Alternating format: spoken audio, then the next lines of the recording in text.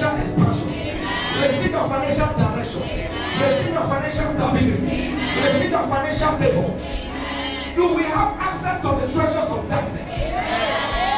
The name of Jesus, the name that is above every name. God is giving you more than enough. So out of every financial pressure. So out of every financial liability. God is giving you assets. The curse is broken.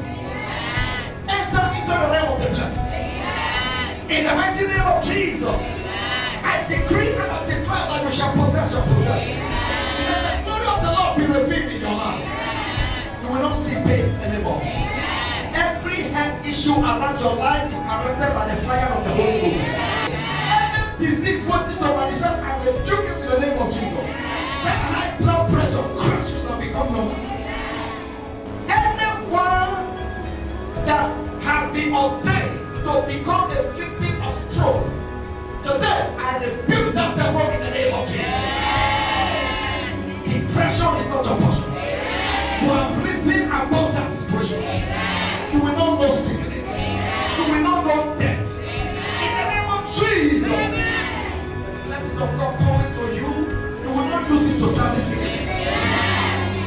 In the name of Jesus. I decree on-time blessings. I decree the on-time release of your financial supply.